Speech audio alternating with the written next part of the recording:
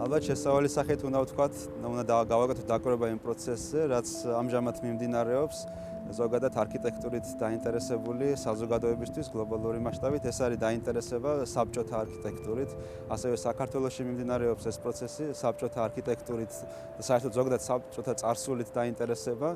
ამ კონტექსტში შეგვიძლია ვთქვათ, რომ აი სწორედ ეხლა იწყება, ეხლა მიმდინარეობს ის პროცესი, რასაც შეიძლება დავარქვათ საბჭოთა კავშირის ისტორიოგრაფიული რეკონსტრუქცია.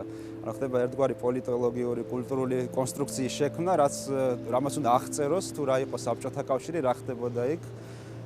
მე ერთ საშიშროებას ვხედავ, რომ შეიძლება თვითონ ეს კონსტრუქცია, ინტელექტუალური კონსტრუქცია, ისტორიოგრაფიული კონსტრუქცია გახდეს ერთგვარი რაღაც ტოტალობა, სადაც დაიკარგება ინდივიდუალური ამბები, ინდივიდუალური თავგადასავლები, ინდივიდუალური განცდები, ინდივიდუალური დამოკიდებულებები და ჩვენი დღევანდელი შეკრების მიზეზი არის სწორედ ერთ-ერთი ესეთი შენობა, რომელსაც დღეს დიდი ინტერესი იწვევს უკვე გლობალური მასშტაბით, როგორც საბჭოთა არქიტექტურის ერთ-ერთი ბოლო ნიმუში. და სწორედ ამას მინდა ხაზი გაუსვა, რომ გამოვტაცოთ ის აი ამგვარ საბჭოურობას და დავინახოთ მასში რაღაც ინდივიდუალური განსაკუთრებული. ამ ინდივიდუალურს საუბრობთ ალბათ მისი არქიტექტორის შესახებ საუბრით შეგვიძლია დავიწყოთ. ეს გახლავთ ხუროთმოძღვარი ვიქტორ ჯორბენაძე, რომელსაც მთელი თბილისი იცნობდა როგორც უბრალოდ ბუცა. იგი დაიბადა 1925 წელს და მისი მთელი შემოქმედება ფაქტობრივად მე-20 საუკუნეში ჩაეტია, იგი გარდაიცვალა 1999 წელს.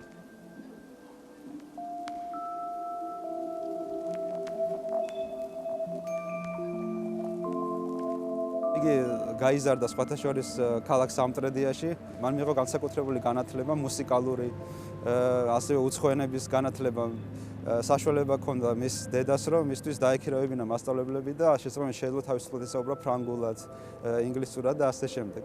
მისი მეგობრების სტრესში გამოყოფენ, რა თქმა უნდა, სერგო ფარაჯანოვს და შეიძლება ითქვას, რომ მათი ამ ორი დიდი პიროვნების დიალოგი ალბათ ერთნაირად აისახა ორივე შემოქმედებაზე.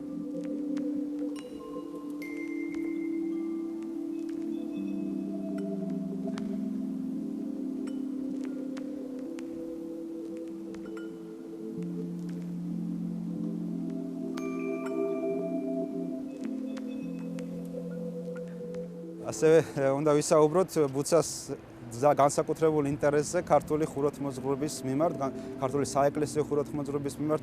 მან ძალიან საინტერესო წერილი მიუძღვნა მცხეთის ანსამბლს, ეს არის ჯვარი, ბებრის ციხე და სვეტიცხოვლის ტაძრის ანსამბლი. მათ გარჩევას დიდი ყურადღება და დიდი ორიგინალური კვლევა მიუძღვნა. ეს მნიშვნელოვანი, იმიტომ რომ გავიგოთ მისი დამოკიდებულება არქიტექტურისადმი. მისთვის ეს საეკლესიო გამოცდილება იყო უპირველეს ყოვლისა ხუროთმოძღვრული გამოცდილება. მაგალითად მე მახსენდება, რამდენს წერს იგი მაგალითად აფსიდებზე და თუნდაც ამ შენობაში ჩანს შეგვიძლია ვთქვათ, რომ ერთგვარი ინტერპრეტაცია არის აფსიდების თემის ჩვენს უკან მდგომი შენობის მთავარი მოცულობები. მიდგომა რაც ამ შენობაში ჩანს, ხედავთ ის კედლები, რომლებიც იძერწებიან და საკუთარ თავში კიდე სივრცეებს წარმოქმნიან, ჩვენ მას გავადევნებთ თვალს ალბათ მის სხვა მნიშვნელოვან ნამუშევრებში.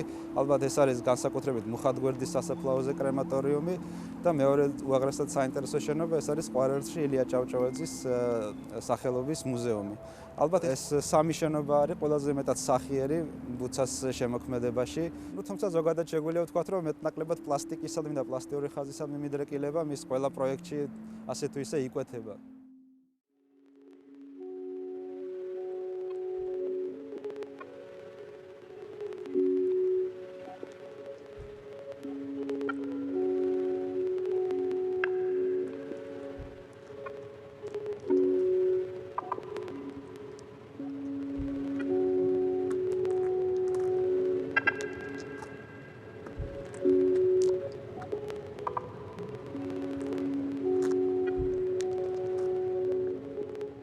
ადგილს შევხედავ, დავინახავთ, რამდენად უსახურია, ასე ვთქვათ, თბილისის ეს ნაწილი მთლიანად და იმ დროსაც ესე იყო. და შეიძლება ითქვას, რომ ეს იყო პირველი ესეთი აქცენტი ქალაქის ამ კიდეში. სწორედ ის აღნიშნავდა ქალაქის ამ წერტილს, ქალაქის ამ გარეუბანს. ის დრამატულ კონტრასტში შედის ზოგადად არა მხოლოდ ამ ადგილისადმი, არამედ ზოგადად მთლიანად საბჭოთა არქიტექტურის იმდროინდელი არქიტექტურული ადგილებისადმი საკუთარი ექსპრესიულობით. მაშინაც აქ ასეთი ინდიფერენტული გარემო იყო, არა არქიტექტურული, ანტიარქიტექტურული შეიძლება ითქვას. და თუმცა მოახერხა ის, რომ ამ შენობით შეექმნა თავის გარშემო ერთგვარი არქიტექტურული სტერილური ზონა.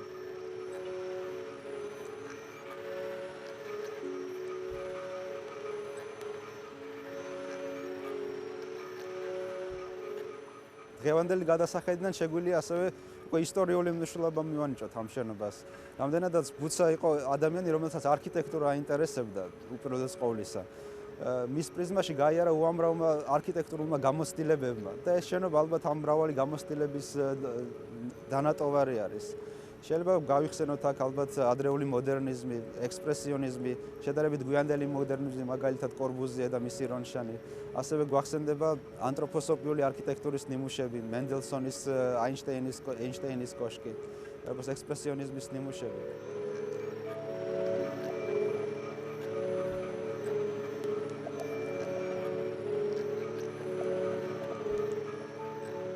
აქ აღსანიშნავია, რომ განსხვავებით დღევანდელი არქიტექტურული სცენისგან, სადაც ძირითადი ძიებები მიმდინარეობს კომპოზიციური სიტუაციების შექმნით.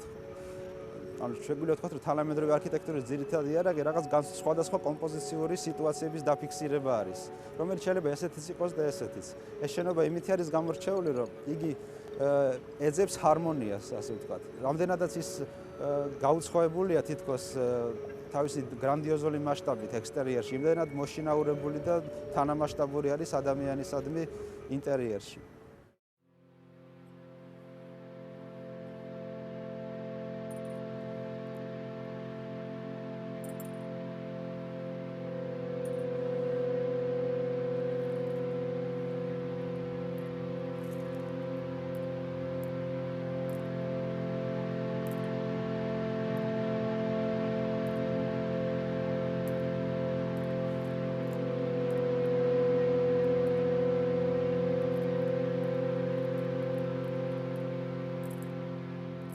შეგვიძლია გამიხილოთ შენობა ალბათ ორ პოლუსს შორის, სცენოგრაფიული და მითოგრაფიულ პოლუსებს შორის.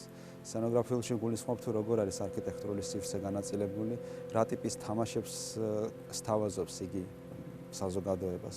არქიტექტურის ხო ერთგვარი ამგვარი სცენოგრაფია, რომელიც თავისი ეპოქის მოქალაქეებისთვის ქმნის რაღაც სათამაშო სივრცეებს, სადაც თამაშდება სხვადასხვა რიტუალები, ღონისძიებები, იქნება ეს რელიგიური, პოლიტიკური, სოციალური მცირე მასშტაბის შეხვედრები თუ გრანდიოზული ღონისძიებები.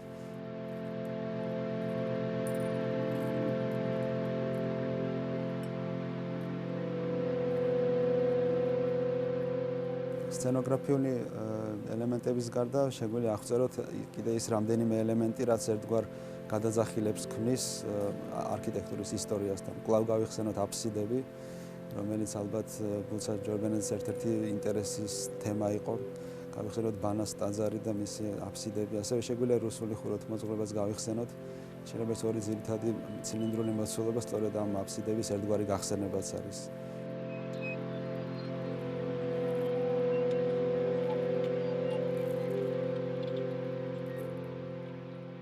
სცენოგრაფიიდან მითოგრაფიამდე გადავინაცვლოთ, ანუ მითწერამდე. ჩვენ უკვე ვთქვით, რომ ბუცა ერთგვარი მითსაშენისა ამ დროს შექმნა, სადაც რაღაც მითს აშენებდა იქ.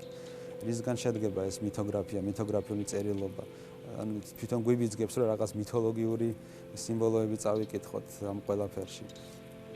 ალბათ ერთ-ერთი მთავარი თემა არის შემოსასვლელში, რასაც შევხვდებით გვირგვინული გადახურვა, რომელიც ასევე გარკვეულწილად ქართული ტრადიციული საცხოვრებლის ინტერპრეტაციას წარმოადგენს. ერთგვარი მზე, რომლის ქვეშაც ვხედავთ ჭას, რომელიც ამჟამად დაფარულია, თუმცა ეს ჭა გვიხმობს ქვედა სივრცეებისკენ, იდუმალი სივრცეებისკენ. თვითონ ის ცენტრალური სივრცეს ერთგვარი თითქოს შუა საუკუნეებრივი მოედანი არისო. როგორც კი დავდგებით, აღმოაჩენთ, რომ მოვხვდით რაღაც ინტერიერ-ექსტერიერს შორის უცნაურ სივრცეში, იგი არ ეტევა ინტერიერის ვიწრო გაგებაში. ზემოთ გვირგვინული გადახურვა, ქვემოთ ჭა, ხოლო აქეთ-იქით ის შესასვლელები, რომლებიც თითქოს შუა საუკუნეების მოედნებზე გამომავალ ქუჩების ასოციაციას ტოვებენ. მთავარი წამყვანი თემა ალბათ ამ სასახლის არის კედლები, რომლებიც რაღაც ხვეულებს ქმნიან. სწორედ ეს ხვეულები იქცევიან ყველაზე საინტერესო სცენოგრაფიულ მახასიათებლად ამ შენობის. ჩემთვისაც პირადად აღმოჩენა იყო ეს შენობა, მიუხედავად იმისა, რამდენიც არ უნდა ათვალიერებდა გეგმაში, ვერც კი წარმოიდგენ თუ რამდენად მოულოდნელი რამ ხდება, როდესაც ამ ხვეულებში მოგზაურობ.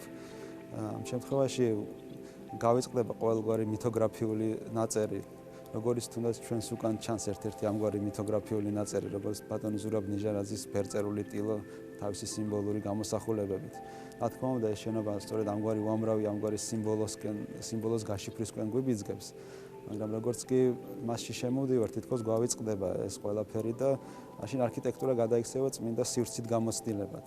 ეს ხვეულები, რომლებიც ინტერიერიდან აგრძელებენ გარეთ ცხოვრებას, ხოლო გარედან შიგნით შემოდიან, თავის თავში გვიხმობენ უსასრულო ხეტიალისკენ გვიბიძგებენ უსასრულო აღმოჩენებისკენ.